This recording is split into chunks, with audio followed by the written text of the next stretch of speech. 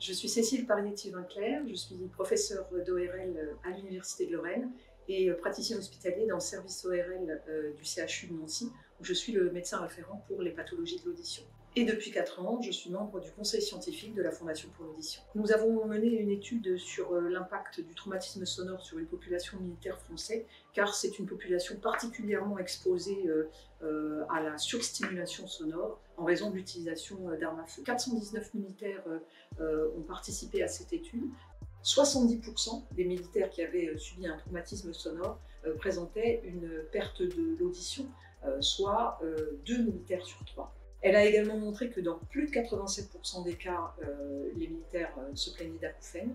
Et enfin, un militaire sur 5 présentait des séquelles auditives avec une perte qui durait au-delà de 1 an.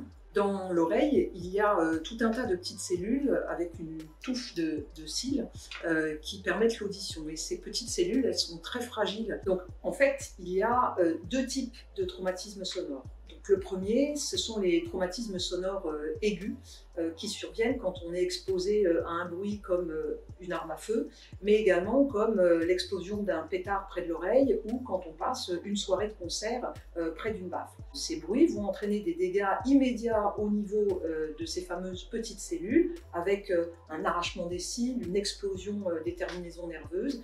Et les sujets qui sont victimes de ce traumatisme sonore aigu vont présenter dans l'immédiat une diminution de l'audition, des acouphènes ou encore des douleurs au niveau de l'oreille. L'ensemble de ces symptômes peuvent disparaître ou persister de façon complète ou incomplète. Donc la deuxième catégorie de traumatismes sonores, ce sont les traumatismes sonores plusieurs fois répétés en rapport avec une exposition à des bruits qui sont considérés comme non traumatisants, qui sont donc réglementairement admis, mais qui pour autant sont suffisants pour entraîner des dégâts au niveau de l'audition.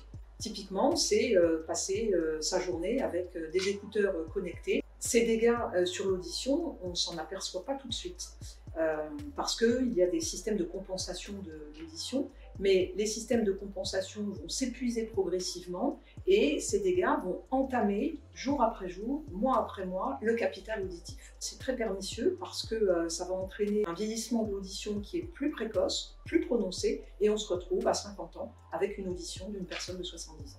Qu'il s'agisse de population militaire ou de population civile, on est tous concernés par les conséquences sur l'audition d'une exposition à des bruits trop forts. Donc le maître mot, c'est la prévention. C'est simple, 3 gestes, on limite la durée d'exposition, on limite le niveau sonore et dès que possible, on se protège avec des bouchons d'oreille.